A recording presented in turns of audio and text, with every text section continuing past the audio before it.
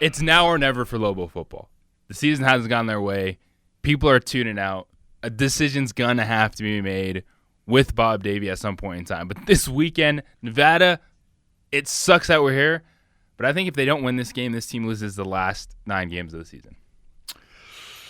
Sadly, I'd probably have to agree with you. You know, it's interesting. They were, 10.5-point underdogs at home to Hawaii last week. This week on the road at Nevada, 4.5-point underdogs. Nevada's had their moments. They've also had their moments. This probably is the Lobos' best chance at this point to get a win when you look at the rest of the schedule with Air Force here next week. Then you're at Boise and Utah State here to finish up the season. It probably is now or never. That's a good analogy. And it's nothing new. No. Division I football, it's had its rough patches in the state of New Mexico, but it really feels like this is one of those moments where it's weighing down on everyone. New Mexico State 0-8 now after their 41-7 loss at Georgia Southern.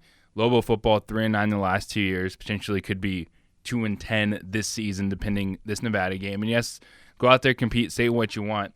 In the first half against Hawaii said it all. It was 35-3, more missed opportunities, not able to convert on fourth down, just not, that big play early, not there for that Lobo football team. But this is one of those moments where you ask, how can you just turn it around, generate buzz? Because you're not going to change the coach and all of a sudden have 30,000 people out there.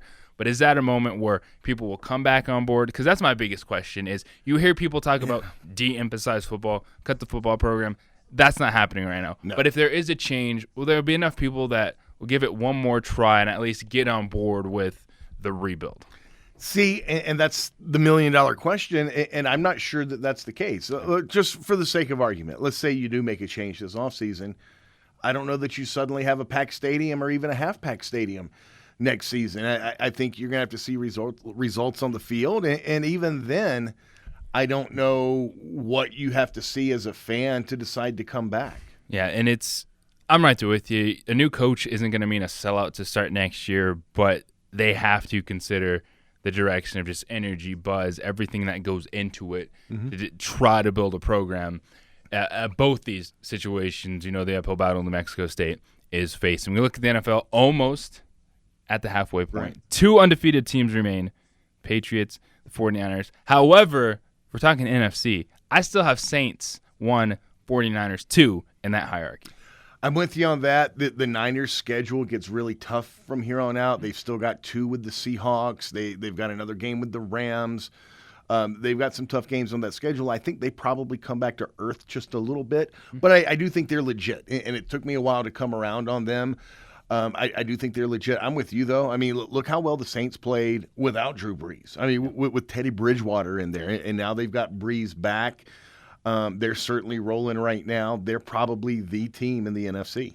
Like the AFC, Patriots, I'm done doubting them. Don't doubt them. Tom Brady's not old. He's fine. The question is, who's their biggest contender? You have the asterisk with the Chiefs once Patrick Mahomes gets back. Ravens Sunday Night Football against the Patriots, and that's going to be a fantastic matchup. See Lamar Jackson against that defense. But how would you rank the potential teams to beat the Patriots? It would probably have to be Kansas City, then Baltimore. The Colts are probably the next best team in the AFC after that. And then from there, it's a crapshoot. And it's get in the playoffs, see what happens. And lastly, Joe Flacco, you won me over for one moment. Your post-game rant was right on. You play to win the game. You don't put your defense back out there to lose again. Third walk-off field goal, another big 15-yard penalty. It's disastrous. When's Drew Lock going to get off the IR? Joe Flacco. Your weekly Benchwarmers code word is woozy, much like Joe Flacco and the Broncos are woozy. And text Tomasitas to 62582 for your chance to win a $25 gift certificate. Sweet.